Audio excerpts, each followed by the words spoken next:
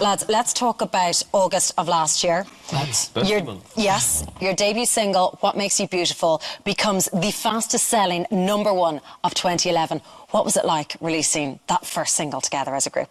That was the first little bit we got from the album. So to hear that sort of news, I mean, we were massively nervous when we were releasing, just wondering what's going to happen, and then, you know, to break a record and have that sort of number as well is just wicked. So we were really impressed. When you're doing all that promo and you're going all around the country, do you miss home? Like, what is it like constantly being on the road? Do you get to touch base much with your families and friends? Yeah, I think, you know, it's important we try and do it as much as we can. I think when you get, like, those little bits of time off, you try and, like, go home, even if it's just for a day, just to, you know, see your family and stuff. I think when you go home, you often come back more tired than you were when you left. Yeah. Because you try and, like, rush around Cram and see in as many people as you can when you get home. It's probably the only con of the job, really, that we don't get to spend as much time at home as we'd like to, but that's it, really. Do you get days off? Like, what is your schedule like? Is it overwhelming, or what do you do on your time off? We do get a few days off here and there. Every now and again, yeah. We're lucky enough to get a day We just do really normal things. We're just really normal lads still, you know. We just spend time with our family and friends and stay at home and chill on the sofa. Kind of do things you used to spend most of your time doing before. Yeah, exactly. Really, yeah. And what about the paparazzi, when you are just during your downtime? What's your relationship like with them? Do you hate them? Are they a blight? We don't mind them. You don't get them too badly at home either, but usually if I'm at home, then If you're nice to them, they'll be nice to you. Yeah, some of them are alright. A lot of them, you know, they'll be like, if I can just get a picture, then I'll go. And then some of them do, and then some of them don't.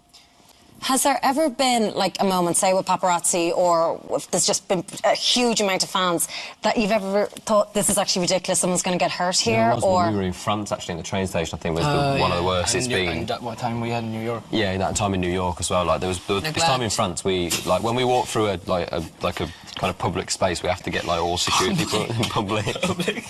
We have to get like all security around us. Then we like stand together as a group, and you have to like be like within touching distance of everyone. Neglect. So then it's like literally like you just float your way out of the thing because there's so many people around you, and then literally there was like about 200, 300 girls just like slotted around this small space. I lost my shoe. Zane tripped over.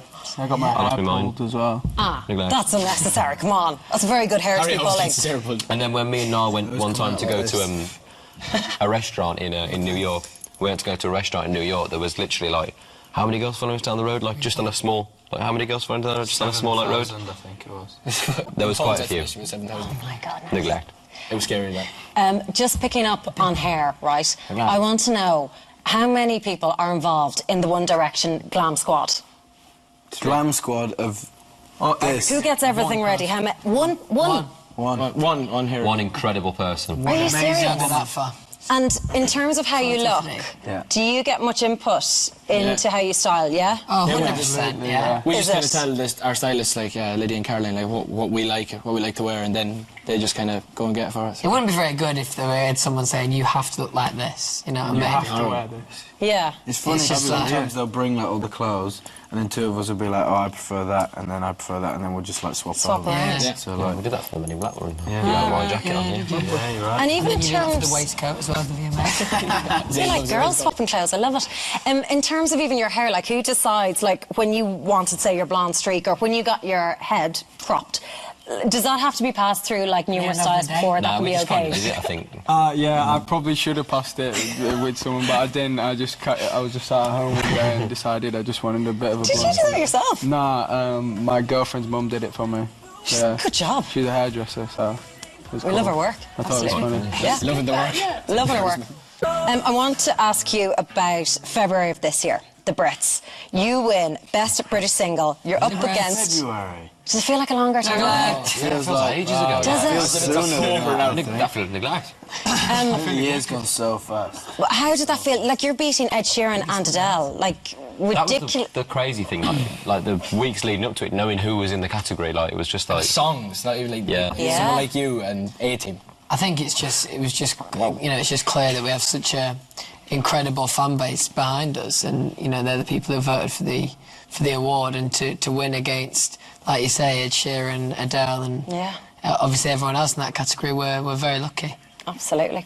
Then let's talk about when you really made history. March of this year, you entered the US Billboard chart at #1 the first UK group to ever top the chart with your debut album. What is that like? Do you get how big a deal that is? Yeah, it's insane, and when you say it as well and say it like that to us, it just becomes even more real. Like, it's crazy, you know. We didn't really even expect to be successful, like, outside of the UK. We just thought we'd give the UK a go and see how it went. And, you know, to find out that we were the first, you know, UK act to debut at #1 in America is crazy. And we're just humbled and flattered by all the people that went out and bought it. It's amazing. I remember you saying that week as well, when we were saying, oh, you know what, we'd love it if we got top 20. Top 20. That's where it started at, and then they were like, oh, it's got a bit better now, you and so-and-so. We were like, oh yeah, top 10. Then we went, oh, top 5, and then it ended up being #1, so it was just literally like starting out that week and being like, yeah, top 20 would be brilliant, lads. It'd be absolutely wicked. That week, it's ridiculous. Yeah, Guns N' Roses, Whitney Houston, us, Adele, and Bruce Springsteen. To be fair, we really had to work for it though. That week was solid promotion. Like, there was just no time to sleep, really. Why do you think they love you so much in the US? I think they like the accents. Yeah. It's just there hasn't been a UK thing there for a while, obviously. So I think for us to yeah, there hasn't been like a UK like thing. So it's nice to be out there supporting the UK. Yeah, Ireland. Running the flag for UK and Ireland. Absolutely, absolutely. Let's talk about August of this year. Live While We're Young. It's the fastest selling pre-ordered single in history. How did that feel when you heard that? No, it's, once again, like, you know, coming into the second album, being obviously quite nervous about what's going to happen, and then to have, once again, the fans just straight behind us before they've even heard a note, so it's brilliant.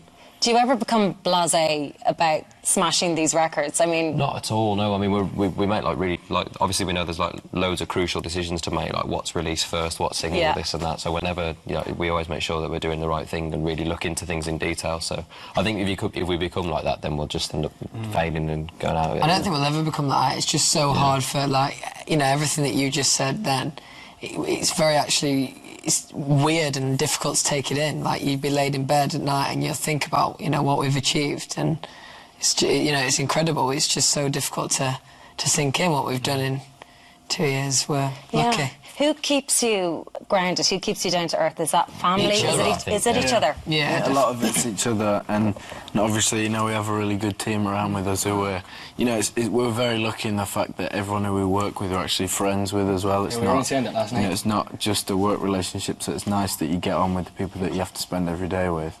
And, you know, our families as well are great at, you know, keeping us grounded, and, you know, like we said, each other as well, just if anyone gets... Why is your voice gone? I don't know. It's getting serious. Yeah, it's emotional. We're proper lucky, aren't we, in terms of, like, family and friends and stuff. They completely treat us exactly the same as they did before. So, yeah, we haven't really changed. I think we're exactly the same people we were before, and we're just really lucky in the sense that we did get put in a group because we have each other and we all understand what everyone's going through, so it's really cool. Let's talk about September. It was a very busy month for you guys. You win 3 MTV VMAs. Yes! And you're nominated for 3 American Music Awards. Is the recognition in the States as important as at home and Ireland here for you, Niall, or how does it compare? We're just young lads doing what we love, and to get the recognition from, you know, from panels and from the fans. Yeah. You know, for these awards, it's the most amazing feeling ever. And, you know, with the VMAs, the fans voted big time for them, and, you know, it was the most amazing day. Yeah, that was incredible. I think the fact that it's like America as well, you know, you grow up like thinking about it as just this huge place, and like to think that our songs even like available in the US is crazy, so for us to be kind of getting awards and stuff, it just seems ridiculous, but it's amazing. And when you're linked to big names like Demi Lovato, how close are you, Niall, with Demi? What's the truth behind all these rumours? Demi! Come to me, Demi. Demi and Demi are just really good friends, and they just kind of blew it out of the water. I think there was some stuff in the paper this week. Friends. Nice. And like, they said he calls her Demi Tomato. And really they quoted her cute. saying that we were going out this week, but it's not true. But she has gone on camera saying, oh, Niall, you know, or Simon, Niall says hi and all that. Like, was that weird when she's on the X Factor USA talking about you? Yeah, it was a little bit strange, but that's fine. It's only a bit of a rumour going around. Now he's Demi Tomato. Here we just do. I love Demi. Yeah, I don't blame you. What now? Well, we're going to take a quick break now, but plenty more to come in part 2. Let's talk about October, where you make US history again. Live While We're Young becomes the fastest selling track by a non-US artist ever. You also make your acting debut in a Pepsi commercial alongside Drew Brees, the American footballer. That was pretty fun, I'd say. You looked great. Did you enjoy doing the acting? You know what it is for me? When you go through all this month by month, you forget what month it was all in and what's actually happening that month. It's quite fun, actually. I like it. That's why I just wanted to highlight that point. I'm enjoying it. Come on. Can't wait for December. To do the Pepsi advert was crazy because, like, when you see all the massive names that have been like involved with Pepsi, like before, like obviously David Beckham's done it, Britney Spears, Christina Aguilera, like Pink, Beyonce. So the biggest stars in the world have done Pepsi. So for us to, you know, even like be associated with them like at all in any way, shape or form was just like, wow, we're doing a Pepsi advert. And to see it the other day when we watched it back on the computer screen was so weird. Do you see maybe more acting for you down the line? Could we have like One Direction the movie? The Spice Girls did it. What would you feel about I if think that it's actually opportunity really, came up? like, it's a difficult thing to play yourself. I think we found that when we went on iCarly, and that it's really actually difficult to try and play yourself naturally, sort of thing. So I think if ever we were to consider anything like a film, it would be, you know, more of like a documentary style as opposed to us acting, because I think we've got a bit of work to do on our acting skills first. I don't know. So like a Justin Bieber or Katy Perry, one of those kind very of similar, deals. yeah. Very cool. Well, lads, it's 8 million singles, 3 million albums, and you sold 1 million DVDs. What does it feel like to be the biggest boy band in the world? I think, you know, when you kind of say it like that, we just like have so much fun doing it. And I think that's not until you kind of take a step back and hear stuff like that you really realise what we've done. So Absolutely. It's kind of crazy. Why do you think you're so popular? I don't know. I think we're just trying to be us. Yeah, we're just trying to be ourselves, and I think people seem to enjoy the fact that we're so honest about stuff. So. And we just have a laugh on the road. I think that's the main thing, really. We don't take it too seriously. We have a laugh and just see what happens. Let's go back to the beginning, before the crazy started. Tell me what you were all doing and what you were all up to. Well, I was at school. I just finished like my GCSEs, and then I would have started like college if this hadn't happened. Yeah, So and Zane? I just finished my first year at college, which is sixth form in the UK, and yeah, that was pretty much it. I was just a student as well. Yeah, and I was just at college doing music technology and just doing that, really.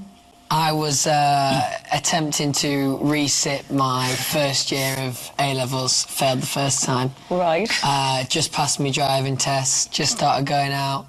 It's good times for me, actually. Yeah, you weren't doing so bad, yeah. And now, what about you? I left school at the end of 5th year, so I didn't get to do my leaving cert, but I was just doing the same as everyone else, just normal, everyday life.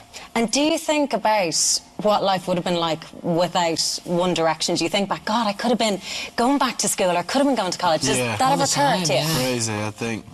You know, like, we just do so much, like, we travel so much, and, you know, like, thinking about what we would be doing if we weren't doing this is kind of crazy. Like, just going to school, going to college, and then going home every day is a bit of a strange thought. Absolutely. OK, let's talk about the new album, Take Me Home. What can fans expect? I think they can expect a lot of the same, you know.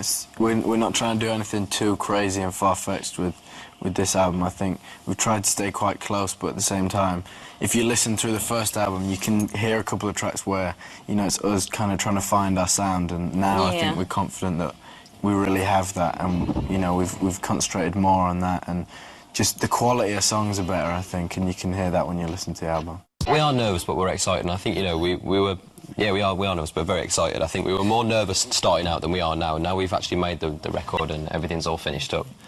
Yeah, now we've actually made the record and everything's finished up. Yeah, we're very excited. I think we're really happy with it. Why did you say that twice? Because you told me to replay.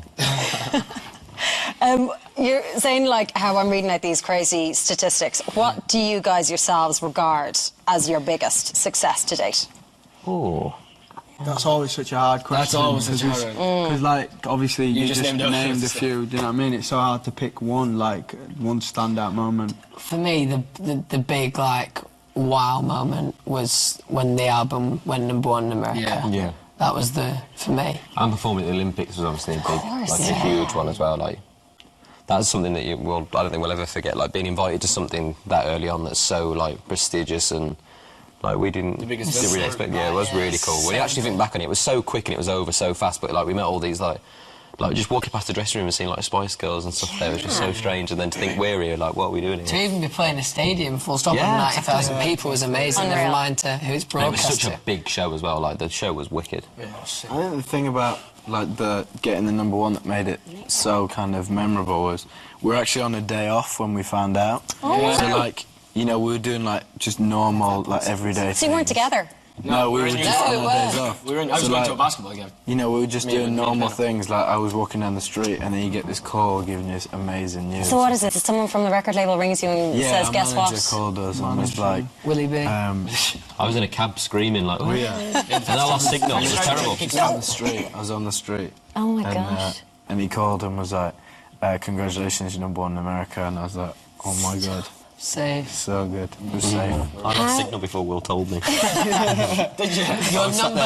Your number. Oh! Will messed about with me. He went, oh, I'm sorry, mate, I've got bad news. And I was like, oh, what? He did that was to me like, as well, then. You're #1 in America. I was like, sick. Oh my God. How long? The VMAs was up there as well. Of Yeah. course, yeah. Like if you looked, we were sitting like along the line, like Rihanna, Katy Perry, Drake, like all these people around us. Hello, lads. Pink was sitting behind us, and Neo. And Didn't even get as good seats as you. To be fair, we had good seats. You did didn't have we? good Yeah. Really good seats. We had just- we booked in advance. Yeah, exactly, free ball. A great deal online. How long do you think you can go for? Do you even think that far down the line? We kind of don't. I think, you know, we never thought about it at the start of, you know, like how long it'd last. And, you know, now we're just kind of, we're really busy and we're happy that we're busy and we're working hard and having Yeah. a lot of fun. So we just want to keep going as long as people have us. Dead right. So what does 2013 hold for you then? Well, obviously Long we've got the album tour. coming out now soon, so we'll be touring that album all next year. Back here in March, playing 4 nights at the O2. So it's going to be, it's going to be fun. We finish, that tour starts in February, and then we finish up on the end of October.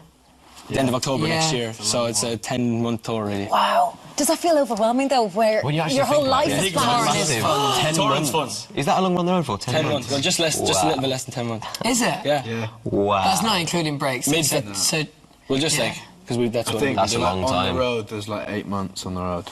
at the end of the road. That's like literally like the whole year's just. Planned out, mapped out. It's crazy.